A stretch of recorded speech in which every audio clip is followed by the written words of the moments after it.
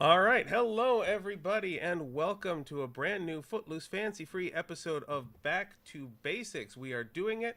We are streaming in the live way that the kiddos do. All of those fun things that us olds do.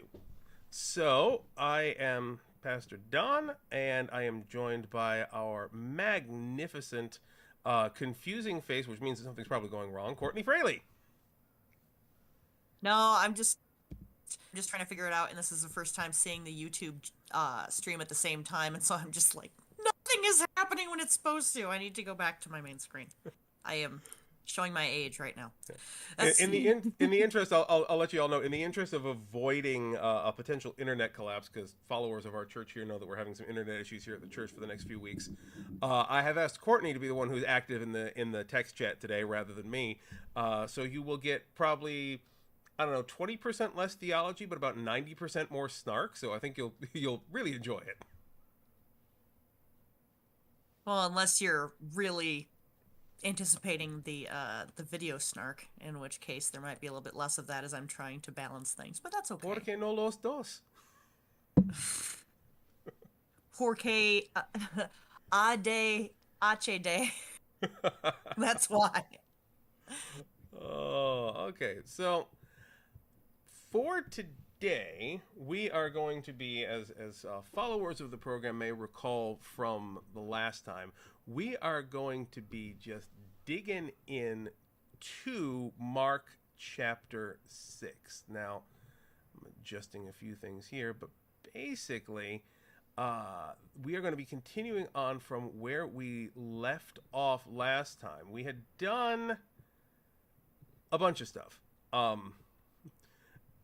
But basically, where we're at now is with the murder of our boy John of Baptist fame, Mm. and things associated with that. Now, I'm going to be a little weird here for a moment because adjusting the on screen scripture takes a little work on this end, but shall we dive right into the text, or shall we continue to sass for a moment? Well, let's just dive right in. It's all good. Let's dive right in. All right, so we pop us over to the scripture reading here. We are dealing with the death of John the Baptist. So we're going to be picking up from verse 14. And let's, if you don't object, why don't we do this kind of the way we did last time, kind of section by section rather than doing the whole chunk? That work? Um, sure. Yeah, I'm just looking back over what we went through before. Alrighty. So you said section by section here? Section by section. So let's Oh just my do, let's, gosh, yeah, we got a lot to cover. Okay. yeah, because we got John the Baptist, and then we've got the feeding of the 5,000, and then we've got the walking on the water, and the sick in Gennesaret. This might wind up being a three-parter. Yeah, it's so much. Just Mark just shoves so much into every single chapter. It's a Yeah, lot. Mark, as we talked about last time, Mark is speed running the damn Bible here. Like, he's getting everything in at once. So, Yeah, pretty take it much. away with our boy John the Baptist and his inevitable defeat. Radio, don't lose your head. It's okay. Uh, King Herod heard of it, for Jesus' name had become known. Some were saying, John the Baptizer has been raised from the dead, and for this reason these powers are at work in him. But others said, it is Elijah. And others said, it is a prophet, like one of the prophets of old. But when Herod heard of it, he said, John, whom I beheaded, has been raised. For Herod himself had sent men who arrested John, bound him, and put him in prison on account of Herodias, his brother Philip's wife, because Herod had married her. For John had been telling Herod, it is not lawful for you to have your brother's wife. And Herodias had a grudge against him and wanted to kill him.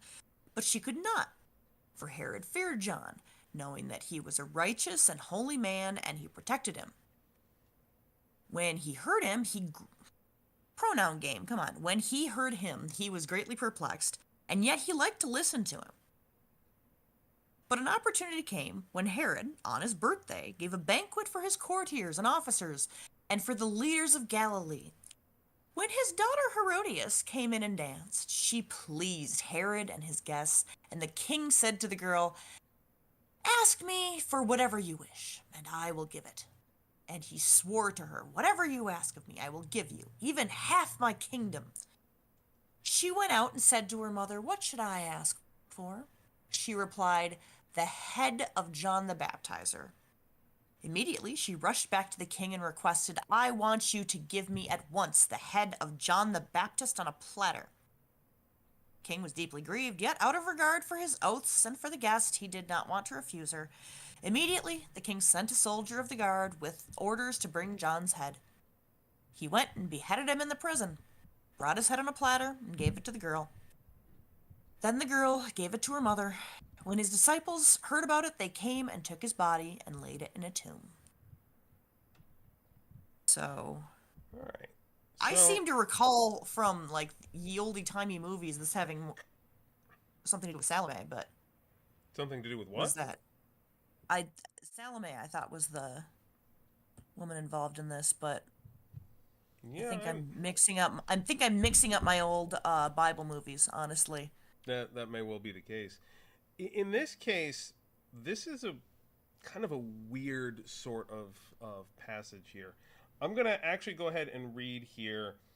It seems kind of like just what it says on the tin, though. Like there didn't seem to be a lot of mystery to this. It read fairly modernly too.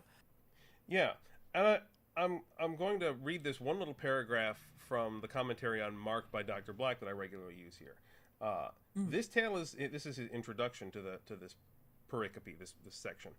He says, "This tale is one of Mark's fascinating anomalies. At 16 verses, it is the longest of the Gospel's discrete anecdotes.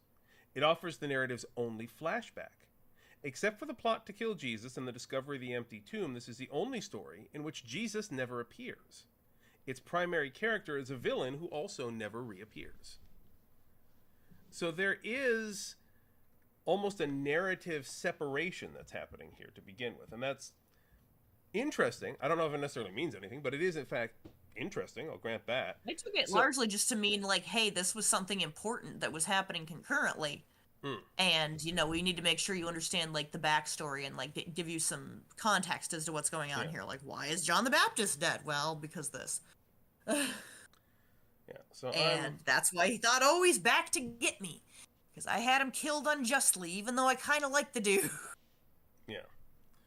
So basically, without getting too much into this, this is basically Game of Thrones Bible edition, what's happening here. Like, the daughter's involved a little bit, sure, but basically, this is a political triangle between John, Herod, and Herod's wife. That's happening here. John is fulfilling the role of prophet, not unlike, Nathan to David, and prophets are supposed to be, who's basically calling Herod out on his shit. And by the way, side note, and I think this is important to specify, the Herod we're talking about here is not the same Herod that we have in the nativity stories in the other Gospels. This is a different Herod, as may be indicative of the fact that this is happening mid to early Jesus' ministry, and the other Herod was infant Jesus and birth, and folk didn't live all that long in those days. With the same family line, I assume, or was Herod just a super common name? Family line. It's what we're dealing here is Herod Antipas, Antipas. Herod Antipas, who is from about 21 BCE to kind of post 39 CE. His father was Herod the Great, who's the one that we think of when we talk about Herod and the killing of the babies and the running away to live as immigrants in a foreign country, as Jesus do, which weirdly enough evangelicals do tend to skip that part. Can't imagine why. So they're father and son basically, but there is some argument over how that works out.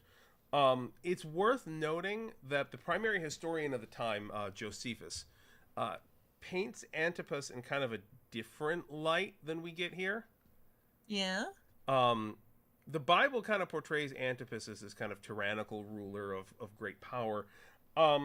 Where's the quote here?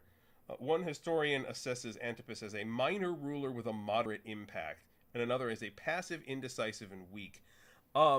He wasn't a great king, and he wasn't around for super long, and there's that, and it's also worth noting that this Herod at the same time also was very much a king in name only, because of all the kings, he sure was one of them. Yeah, Pretty much. Like he served he serves at the behest of Emperor Tiberius and is effectively the pro forma king of Israel, but the emperor has conquered the region. There's a governor in charge of the region who will later be a fellow you may have heard of by the name of Pontius Pilate. Different guy now. The Pilate hasn't really come into the scene as yet. Foreshadowing. It's a little epic foreshadowing even. But so like he reports to the governor, reports to Rome. Like he is the king in that he's a minor bureaucrat, and this like the role of the king and the role of Herod Antipas as king really does set the groundwork for what Jesus is going to be effectively bitching about later, because this is a guy who's given a position of authority and is effectively a figurehead, but he basically just uses that position to gather as much wealth and luxury for himself and his friends as possible, to kind of do whatever the heck he wants, get fat off the taxpayers, as it were, and contributes. This doesn't sound familiar at all. No. This isn't at all. Nothing's on fire. Yeah, I wonder if the term Musk Antipas has been coined yet, and if not, maybe we'd like to do that.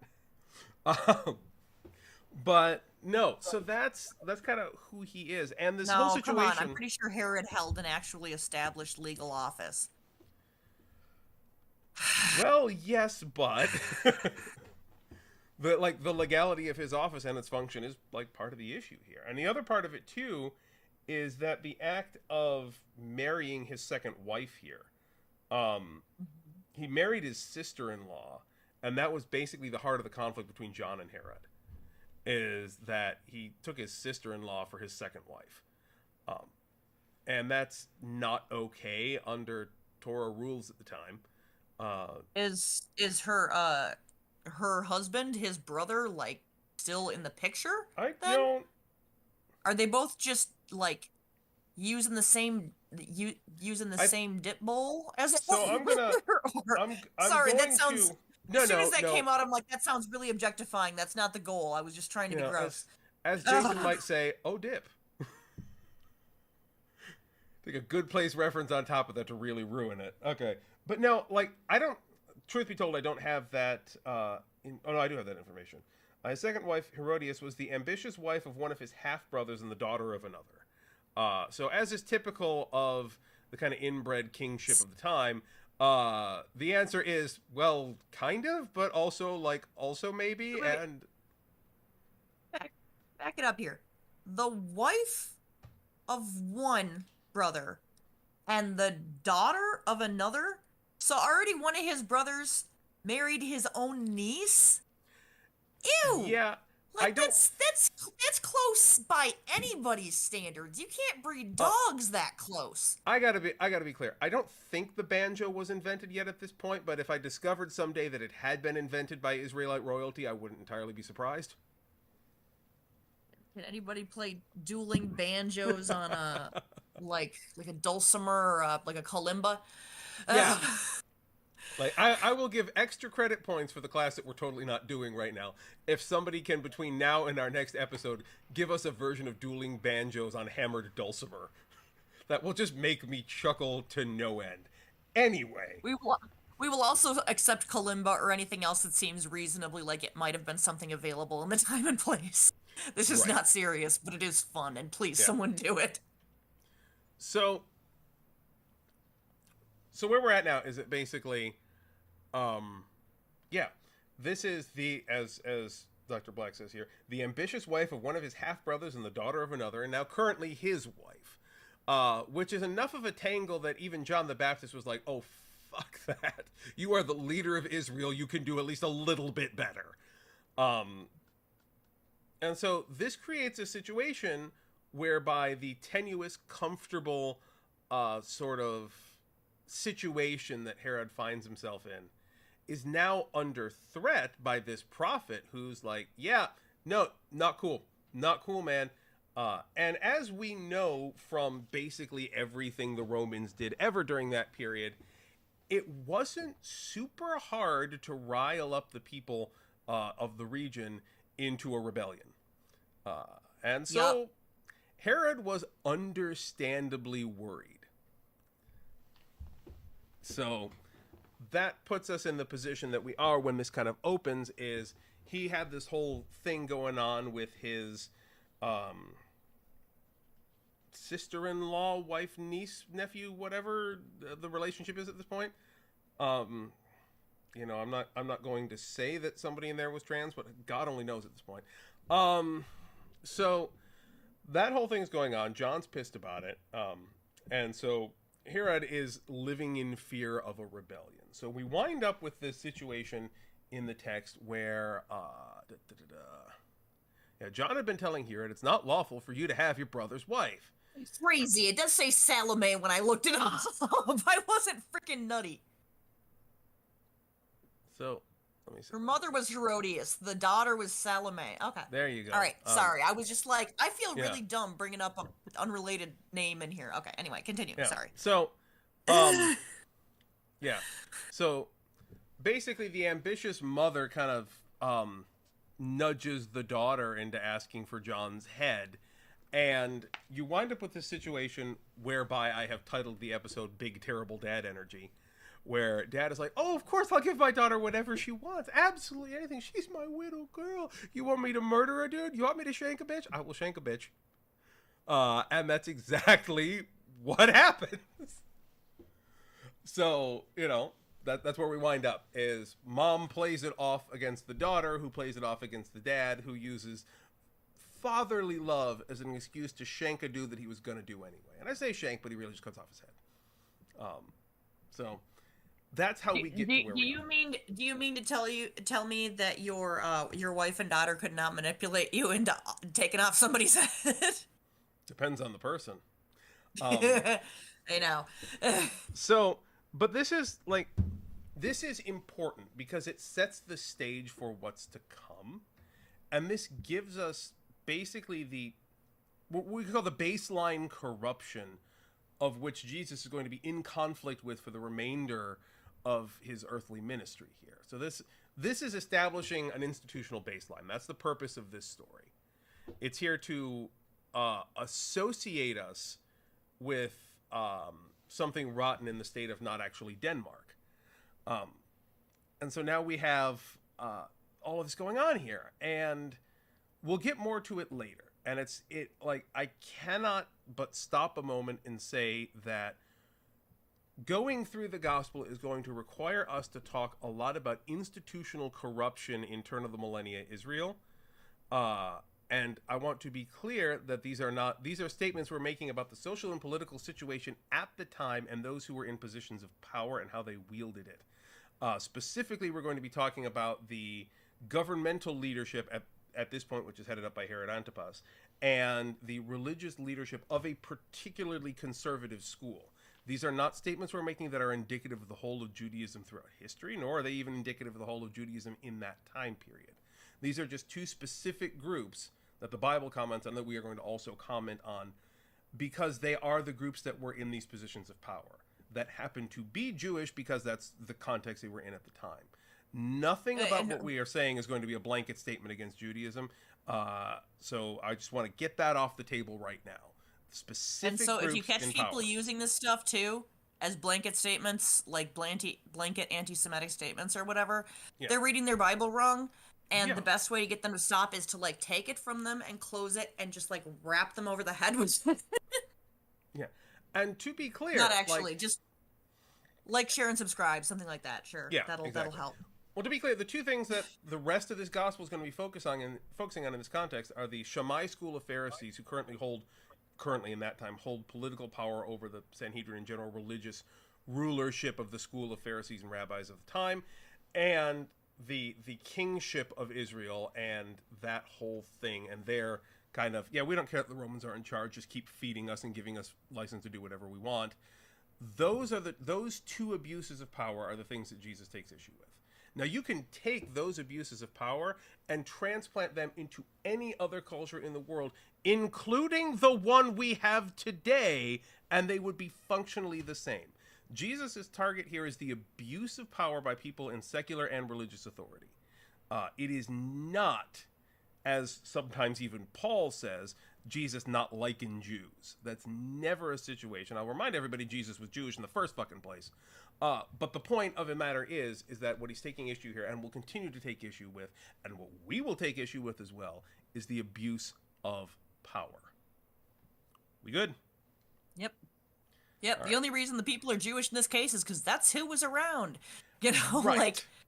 like you don't hear a story about like I'll go ahead and use Japan because you're over there, about like Japanese people being unkind or unjust to other Japanese people and be like, wow, you know, this is a Japanese people problem. No, it's just a problem that happens to be happening surrounded like in an area where that's what there is. It's Yeah. the same.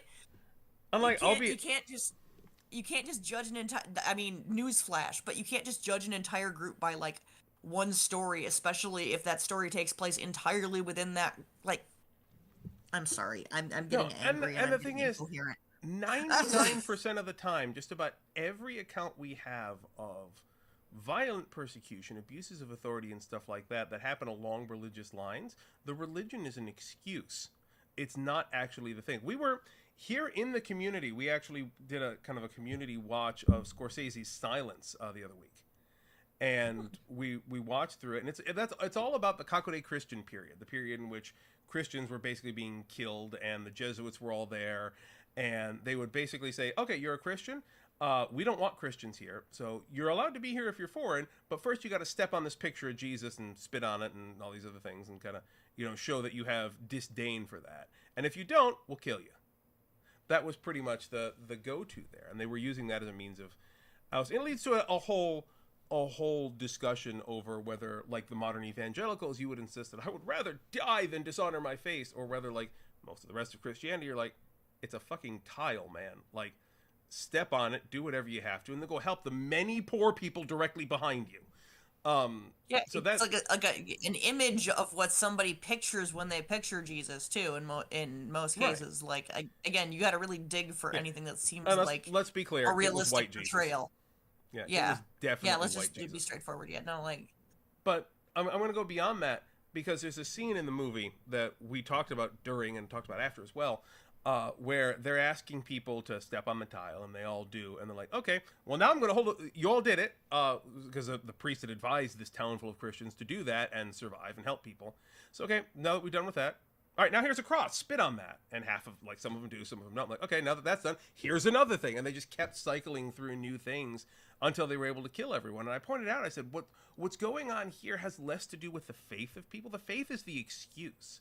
What happened here is that the local warlord wanted that town full of poor people to not be a thing anymore. And the religion was just a convenient excuse. They're going to find a way to define that in a way that helps their power. The religion is the excuse they're using today. It could be a different one tomorrow. And I'm just useful muting so I can blow my nose. Apologies. Yeah, useful information for those of us that are in the United States at this point in time, because those excuses are starting to come rapid fire these days. And you're starting to see, well, they're a leftist or they're a liberal or all these other different definitional things to qualify someone as an enemy of the state. Everybody needs an excuse, and it's whatever's convenient. It's not ever people in authority and power positions, they don't really give a shit about any of that. They just give a shit if you're a threat to their power. And that's what's happening with our good old buddy Antipas here. The daughter was an excuse. The prophecy was an excuse. But this sets the stage. So now we've got John the Baptist dead. Now normally, and this is important, the relationship in Israel between prophet, who was the representative of the religion to the king, and the king, was one where the prophet would say whatever he had to, and the king would have to sit there and fucking take it. That was the religion. The prophet was the guy who was allowed to tell the king to fuck all of the way off. Not a quarter of the way, not halfway, but 100% of the way, all the way off with the fucking. That was what the prophet was for. And the king's role in that was to just listen to it and change to suit the will of God. And so for the king to hear that and say, yeah, but I'm gonna murder him, it's basically the equivalent of, say, a sitting U.S. president deciding to, I don't know, illegally stack the Supreme Court so that they can't continue to question him or to engage in. We're not quite there yet. Yeah, but or well, I suppose probably more like having his political enemies executed. So it's a little more, shall we say, Russian than American yet, but we'll get there. We'll get there. Yeah. So, in any case, that gets us to where we're at for that. Shall we move on to the next verse? What do you say? Yeah, let's go ahead and try and knock out another one of these bad boys. And we got 5,000 here that need to be fed. And like any good parent, I need to bust out the fish. So let's skip it over here. Let me scroll us in place. All right. Feeding of the 5,000. Alrighty. The apostles gathered around Jesus and told him all that they had done and taught. He said to them, "Come away to a deserted place all by yourselves and rest a while." For many were coming and going, and they had no leisure even to eat. And they went away in the boat to a deserted place by themselves. Now many saw them going and recognized them, and they hurried there on foot from all the towns and arrived ahead of them. As he went ashore, he saw a great crowd, and he had compassion for them, because they were like sheep without a shepherd, and he began to teach them many things. When it grew late, his disciples came to him and said, "This is a deserted place, and the hour is now very late. Send them away so that they may go into the surrounding country and villages and buy something for themselves to eat." But he answered them, "You give them something to eat." They said to him, "Are we to go and buy 200 denarii worth of bread and give it to them to eat?" And he said to them, "How many loaves have you? Go and see." When they had found out, they said, 5 and 2 fish. Then he ordered them to get all the people to sit down in groups on the green grass. So they sat down in groups of hundreds and of 50s. Taking the loaves and the 2 fish, he looked up to heaven and blessed and broke the loaves and gave them to his disciples to set before the people, and he divided the 2 fish among them all, and all ate and were filled, and they took up 12 baskets full of broken pieces and of the fish. Those who had eaten the loaves numbered 5,000 men. It's like maybe my favorite miracle. It's just one that I like a lot. I think it's neat. No, I just think they're neat. Yeah, I think it's neat. I think there's a lot here. Before I dig into it, I want to ask: do you have anything that jumps out of you for questioning? Because I didn't do that in the last round, and I want you to poke at it with a stick first. I was gonna say this feels like a trap, but okay, let's see here. No, I just forgot to do it last time. Yeah, fair enough. I think it's kind of sweet. The entire like Jesus and the 12, all of them are like it's too peoply everywhere. And then they try and get away, and it proceeds to continue being too peoply, and Jesus is just like, all right, here, come on, let's have a bedtime story. One more. Like, and keeps teaching them. He just keeps teaching them. Yeah. And then feeds all of them with nothing. Like, I would have been interesting to see how that went down in person, because I had always gotten the impression, or maybe been given the impression in Sunday school as a child, that like, yeah, it was literally like 5 loaves and 2 fish, and they just kept passing it out, and there was just more. Like, it didn't appear like they didn't sit there and watch it multiply. They just kept handing it out, and they kept having more to hand out. Is that about what? Is there wisdom and altar on this? Can you give me any more info? Well, I don't have altar because we're in the Greek New Testament, so I'm working off of black instead. But I hear you. There's not a lot said to hear about the function of the fuck happened. Like that's... It's a miracle. It's not... It's a miracle. It's not really done. And it like... Mark and the other Gospels, I'm going to quote from Black here, Mark and the other Gospels emphasize the remarkably abundant leftovers, 12 baskets full of broken pieces and of fish. Oddly, the Greek of Mark 6:43 reads, they took up 12 full fragments of baskets. So whether it was fragments of baskets, not baskets of fragments? Yeah. So it's it's up for some debate just how the leftovers were partitioned, but it wouldn't be the end of a church event if there wasn't some debate over how the leftovers were partitioned. So, I'm perfectly fine to let this one slide. Well, and I think you'd be hard pressed to fill up 12 baskets with 5 loaves and 2 fish, regardless. Like, now, theologically, they get the baskets. Do they start with 1 basket and those multiplied too? Yeah, theologically, this is drawing, as far as the commentary I have here goes, about 4 pages worth of different Old Testament theological parallels. The way he's speaking, what he's doing is drawing on a whole bunch of different imagery about a divine feast. Like 642a abbreviates the first half of Deuteronomy 8:10. You shall eat your fill. They don't do all of it like this.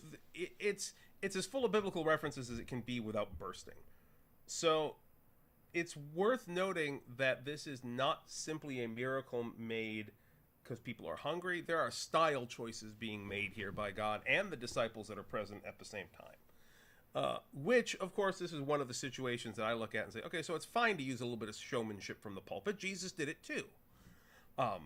So, like, he is doing the thing, but he's doing it with style. And I think that's, like, an important thing for us to realize here. And we get motifs that will be echoed again in the Lord's Supper later on. So things like that. Now, in Mark, and this is something I love that Dr. Black's commentary does. Dr. Black's commentary puts the feast in 6:30 through 44, Jesus' feast with the 5,000, in contrast with the feast from 6:14 to 29 at Herod's table, which explains for us a bit why these two are next to each other, because there's meant to be establishing of contrast. We see the systems of power that explain who Jesus is or who Herod is and all the corruption and what that's going to be like at their feast. And that's put right next to and up against Jesus, who is, we got nothing, but we're going to make it work anyway. And no one will be turned away, and no one's going to lose their head. And I don't care if we only got a couple of loaves and some fishes. We'll make it work. People need to eat.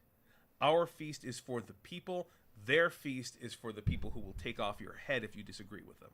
That's the contrast that's being made here. And look, I make this every time we talk about shit in the Old Testament. But even with the New Testament, literary intent trumps structural factuality. Can I interject here? Yeah. I just had sort of a thought.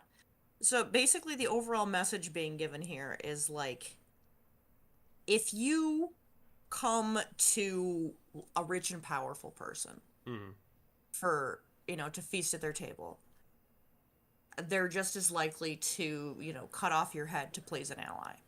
Yeah.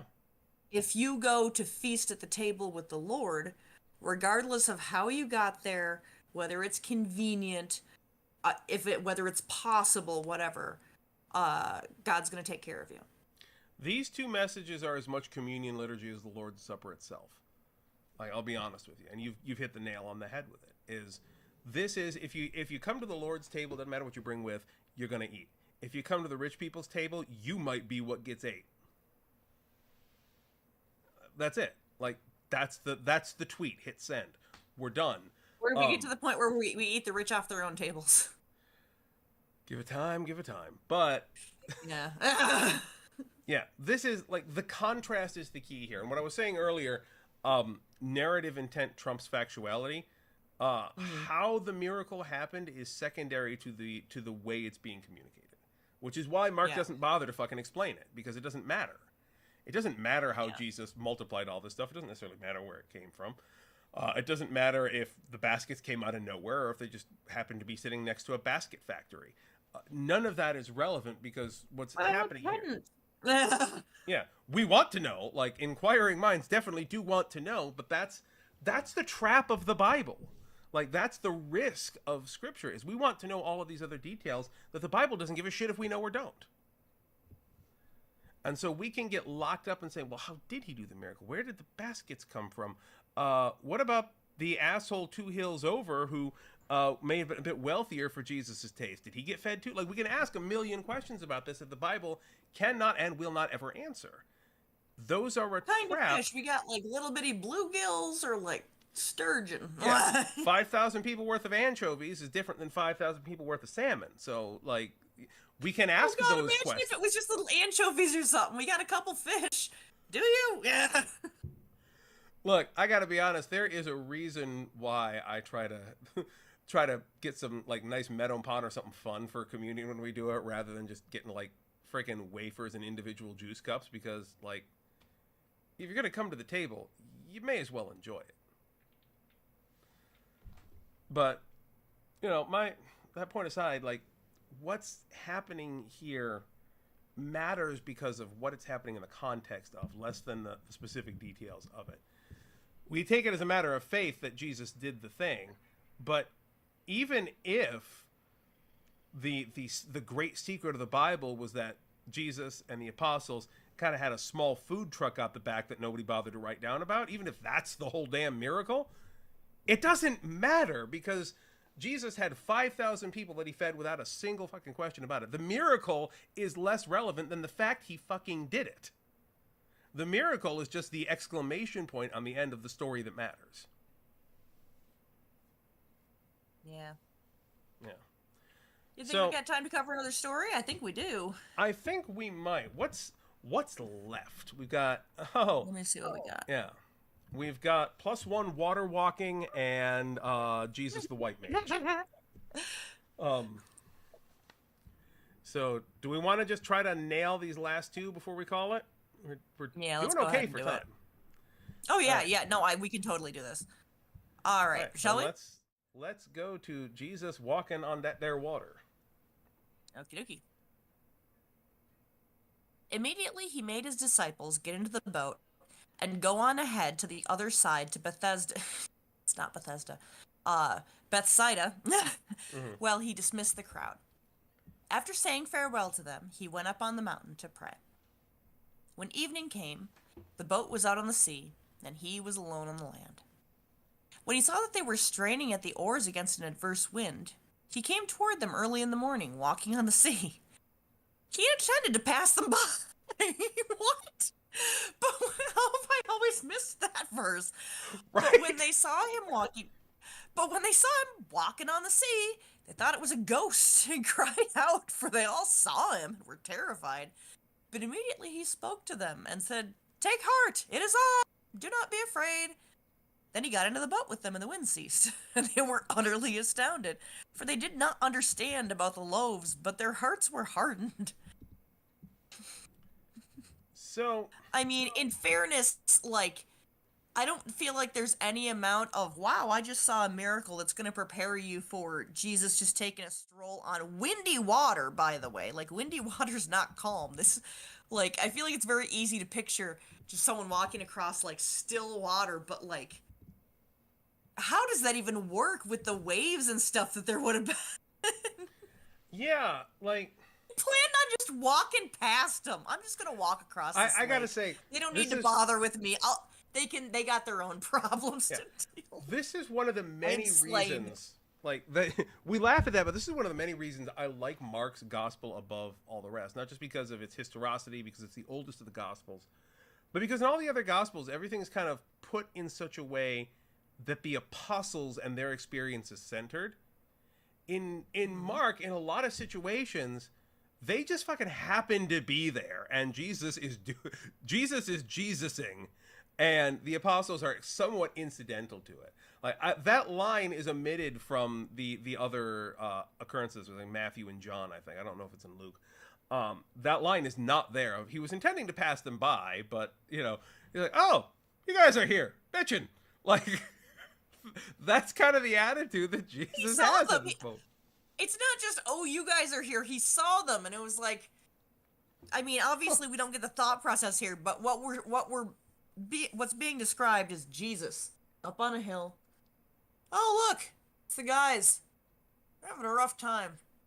I won't make them come get me. I'll walk across the lake." And so he goes and does that. And I think, there's I don't need to bother them. "Oh, it's a ghost. No, it's me. Shit, now I gotta go over that way. Yeah, interpretively, there's a bit going on there. Like, he sends them away ahead of him and he goes on alone, which, like, just fucking what? Like, you all get in the boat and leave me the hell alone. Like, you don't see this happen in a lot of the other gospels or in your Sunday school accounts thereof, where Jesus is like, yeah, all 12 of you, 100% of the way off with the fuckery, just gone. I've got to throw in some bits from the chat here. Okay. Was Jesus jumping? Was Jesus jumping over waves? That's such an amusing image. And honestly, like, yeah, and yeah, Stephanie says that, and Erica says, was he hanging 10? Like, yeah, how does... Again, I know how does this work is not the point. But You're creating a mental image which asks a lot of questions. Yeah, and by the way, I'm gonna go ahead and throw this piece of entirely unrelated history out for everybody. They mistook him for a ghost. So as you're painting the mental image, the idea of Jesus as wispy and transparent, culturally is a modern invention. I think it only dates back to like Victorian England at best. So before that time in history, ghosts were just looked like you couldn't tell the difference. The only thing that made something a ghost was the fact that you would see it in a place where you didn't expect a person to actually be. So like we're not dealing with like a metaphysical effects plus blur filter here. Like this is just Jesus the dude just kind of strolling up across the water, and the context of yeah, he's walking, but he's on the goddamn water. Did he die? Like he put us on the boat and then did he die? What the hell? And this kind of connects to what we were talking about in the last stream too, where we talked about how like spiritual places like heaven and hell weren't seen as being metaphysical locations. They were seen as like might be over that mountain over there. So like the idea that Jesus could have died while they were on the boat and was just kind of walking his way up to heaven would not have been out of the theological realm for these guys. So it's not a weird supposition. You guys go on ahead of me. I think I feel like a death coming on. No. Yeah. I got shit to do. I'm gonna go to heaven, so you guys go to hell. It's pretty much like the attitude that I imagine him having at this moment. But I'm gonna go to heaven. You guys go to hell. Yeah. So like that's kind of the because I can't just get past the whole. I'm putting all you're all a bunch of errant children. I'm putting you all in the boat and I'm pushing the boat out into the fucking water. And you're someone else's problem today. What about you, Jesus? I'll take care of it. But this is a huge body of water. I got just go. I'm good. Just go. I'm good. I'm going back up that mountain. Jesus busts out the cigarette. Good Lord. Right. Good literal Lord. But like. That's all the thing, and I'm gonna find it here because Dr. Black makes a mention here about how like. Do you mean to have just the death of John the Baptist up on the screen right now? Is that still showing as that? It wasn't until recently. It should still. It's now showing the. I'm looking and I'm now seeing that it's got the live chat tucked over in there now, but only with one message populating it, and it's showing the death of John the Baptist for some reason. Yeah, what the new messages pop up on the screen periodically, but I'm looking at the broadcast. You should be seeing roughly about verse 47 here. Also worth noting that your screen is on a bit of a delay if you're looking at the YouTube window. It's like a 30-second delay. Oh, hang on. No, it's my stream just jumped way the frick back. Never mind. I think it's fine. When you're not in the window, sometimes it doesn't actually show you. It kind of just pauses the live and then updates when there we go. Okay. Yeah. All right. But yeah. Apologies. So that said, we've got another quality comment. Jesus just wanted a little time alone, a little alone time to decompress. Right, which again is like for all of you house parents out there, like a little time alone to decompress. If Jesus did it, it's not a sin, so that's not a bad thing. So just Jesus channeling chili healer. I need 20 minutes where nobody talks to me. Yeah. So I'm gonna go ahead and throw out here too. I can't find where he had said it, as I found it earlier, but there is. There's a function throughout through Mark's text where Jesus is just effectively ahead of everybody, and there is throughout Mark, there's kind of this what Dr. Black describes as a quasi supernatural aura about Jesus throughout. Like, not like wispy ghost, but like, yeah, there's something definitely otherworldly about this mofo here. Like, he's not 100% connected to our I mean, he's 100% connected to our reality, but he's also like 100% connected to something bigger too. So, is it in the vibes? It's in the vibes. It's totally in the vibes. And so there's that, but there's also... This mofo doesn't pass vibe check in the best way. Yeah. Like, he fails the vibe check so hard that he passes it. That's pretty much Jesus. So, like, but this puts it in a very, like, corporeal way, too, because the way this is happening almost suggests that there are periods in, like, undocumented, presumably, during the ministry, where the disciples go on ahead and they just find Jesus there when they get there. And this almost suggests to me that the whole Jesus walking, who's going to pass him by, like, Jesus doesn't always transport with the disciples. And, like, sometimes he may use teleport, but sometimes he just puts on the water walking shoes and wanders across the lake while they're still stuck in the damn boat. Like, yeah, you guys need to follow physics.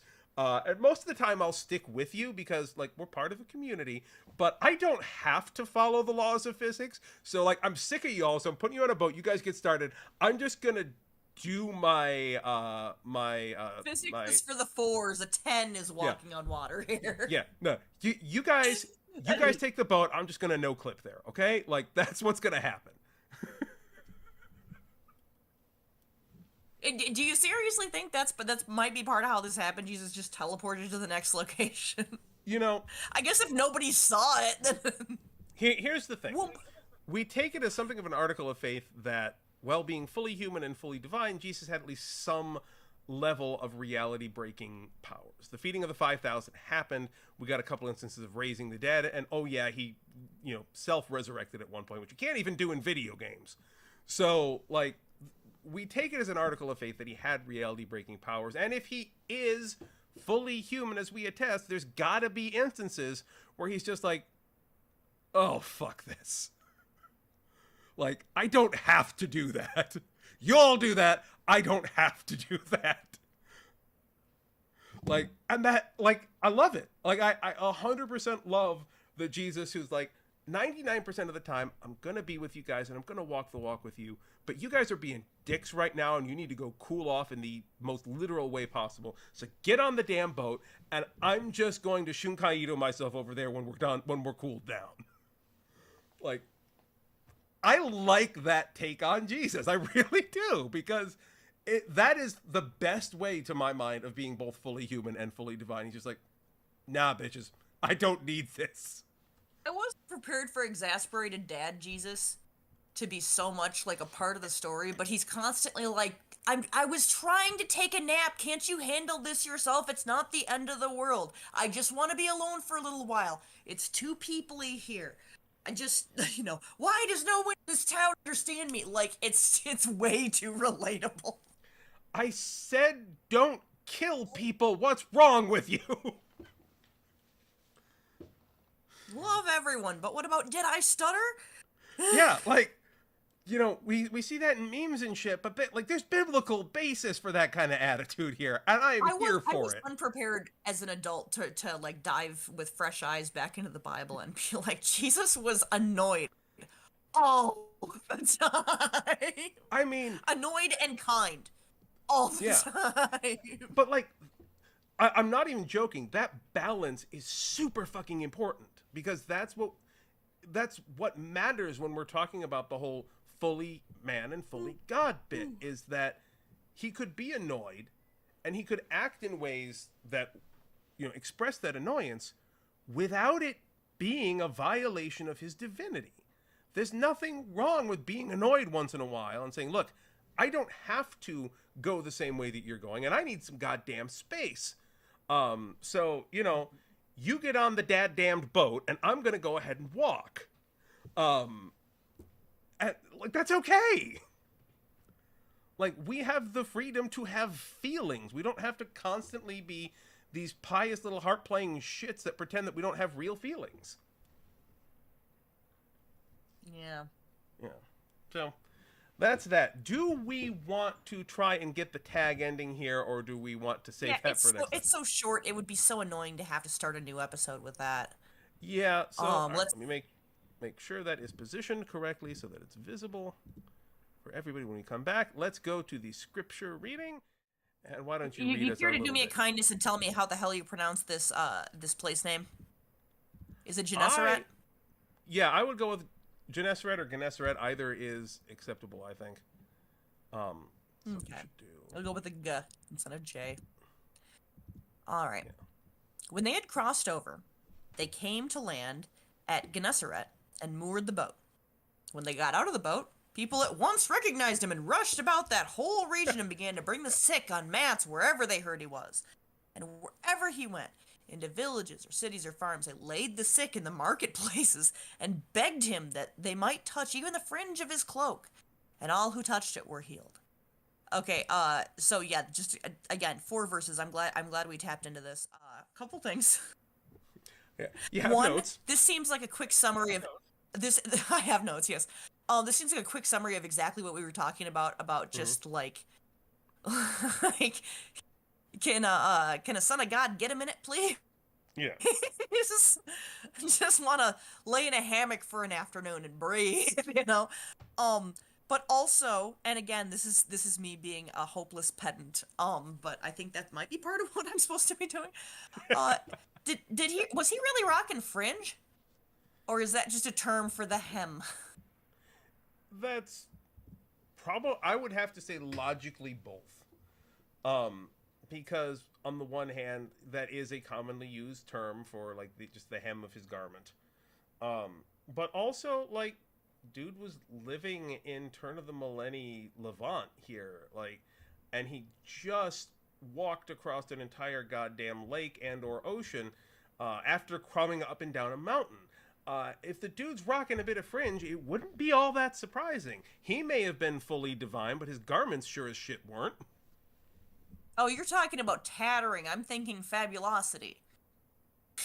I've never heard fringe used that way. I did not know that. So, sir, fringe is a type of garment trim used sometimes on clothing and sometimes on furniture, wherein you have a tape of some kind and lots of long, skinny strings. Yeah, okay, generally so I see what you're getting. Length. I thought you were purporting it as a slang term. I was like I know what fringe is as an intentional garment choice. Maybe. No, I was cracking up at the idea that he's like rocking around because like you just say the fringe of his robe, and I'm picturing him dressed like Ric Flair, and it's just funny. I'll take that, but no, it's I think it's more likely he's got a little tatter going on, but either way, it's fine. That does make a great deal more sense. I just had to be silly. I know, I'm a but silly like, goose. It's how God made me. No. Here's the thing about silly interpretations. Neither of these have any relevance on the text. So if you want to imagine him dressed to the nines and fringes and sequins like Jesus Christ, actual goddamn superstar, that's fine.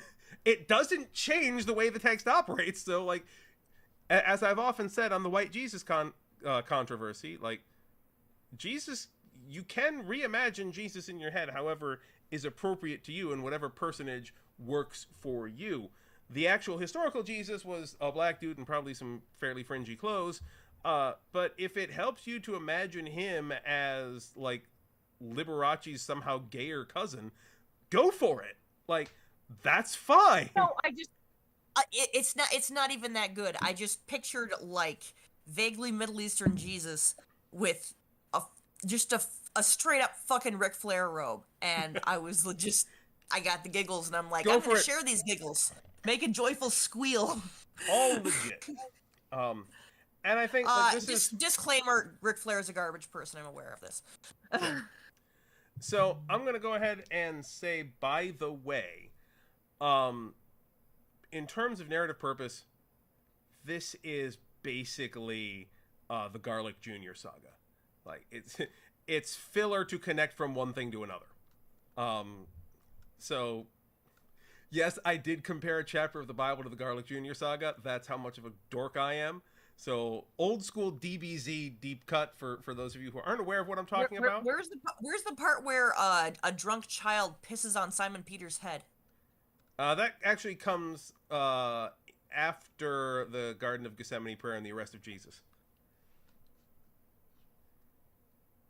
Well, it's really more of a naked man. Answer for that.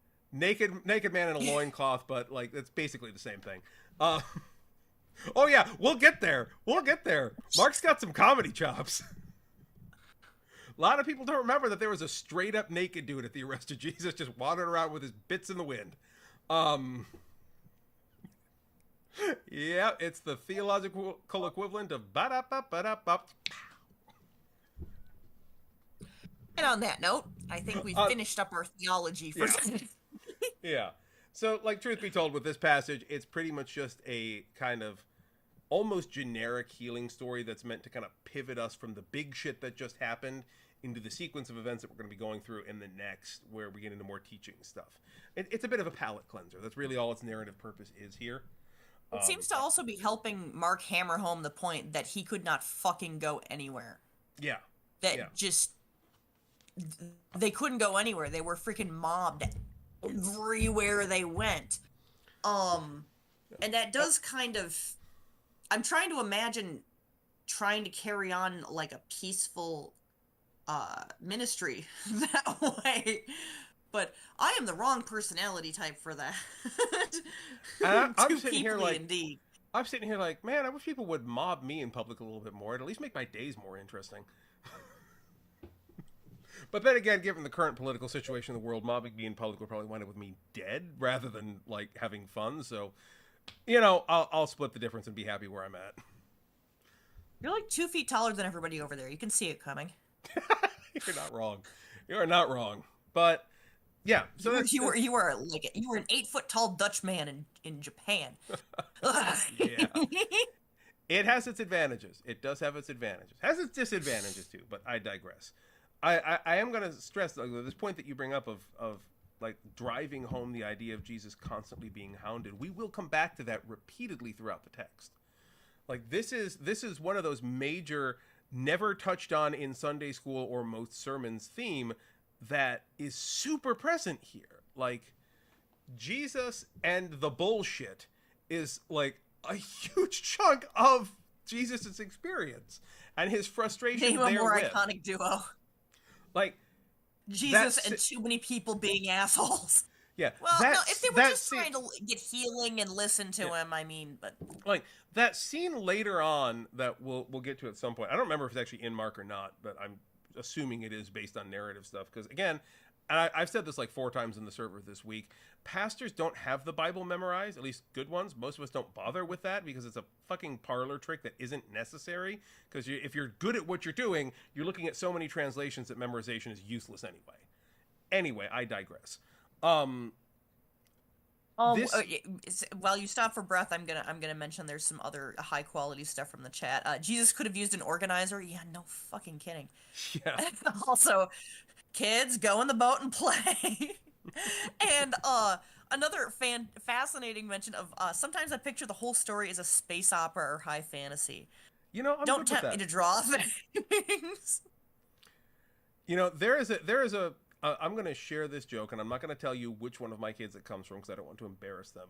But I was having a conversation about God and gender with one of my kids because they were using male pronouns for God. And I said, you know what? You got to understand, God isn't male. God isn't female.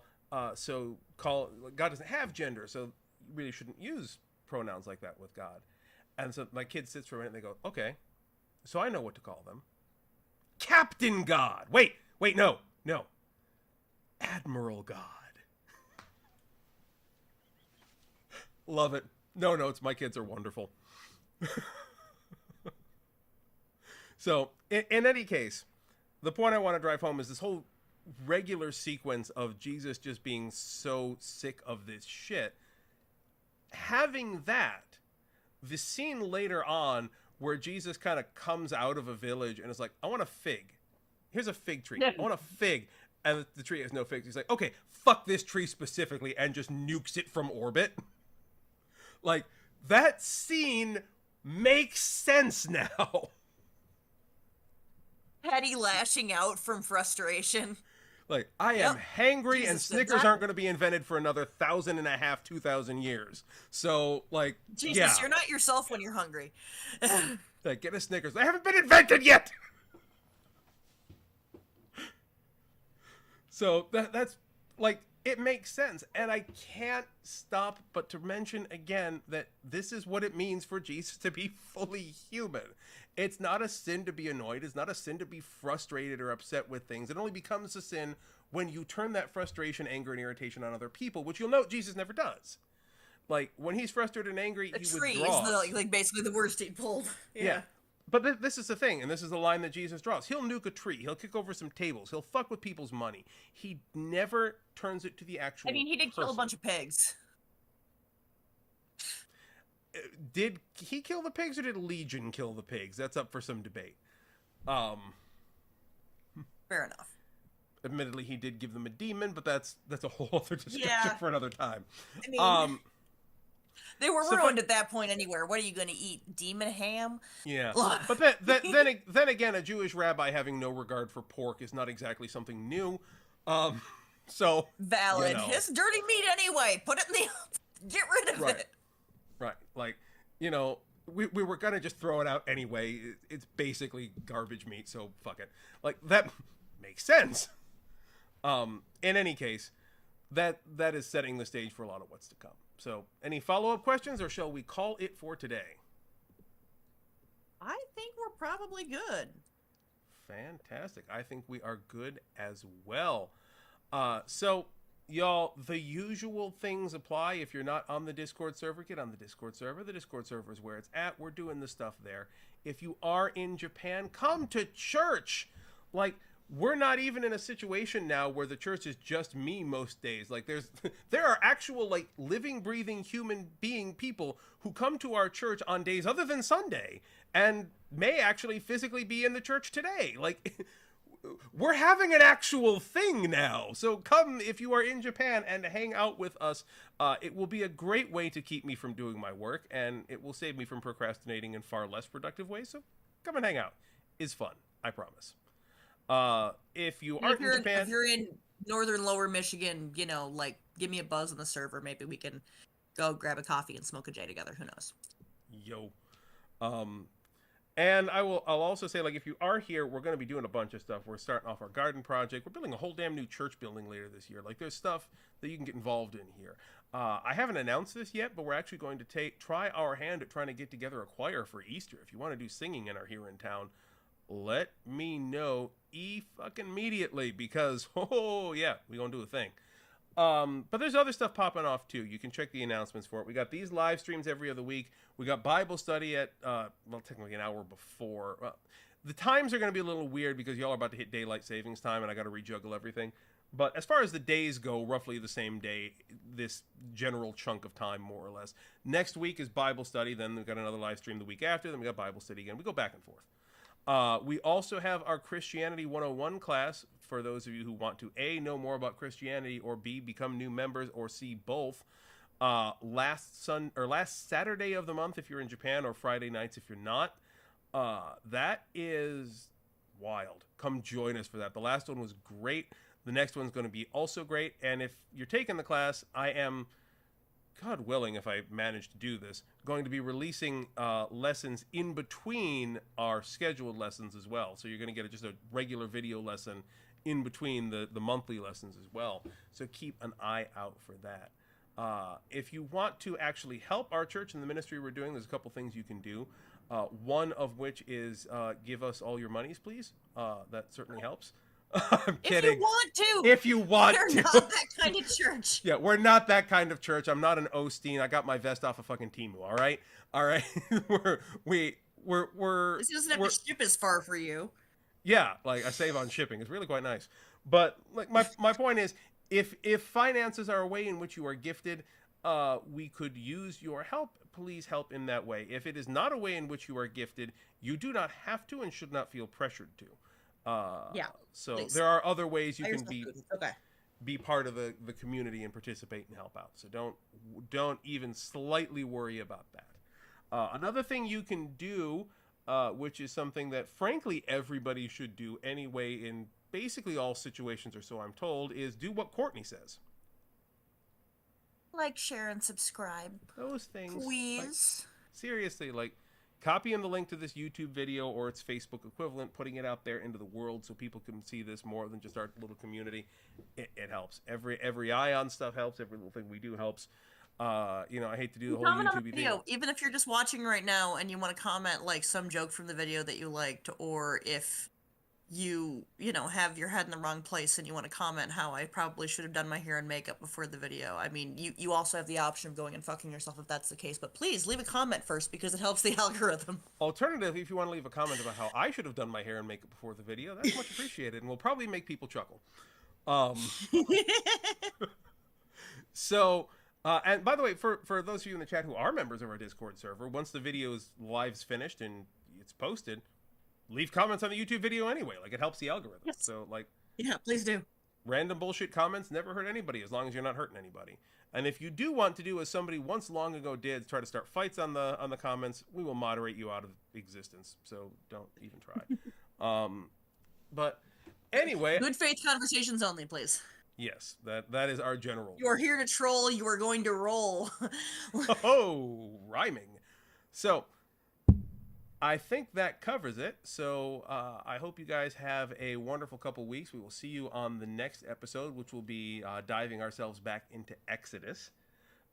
In the meantime, please take all the care, and we'll see you next time. Bye, y'all. Bye.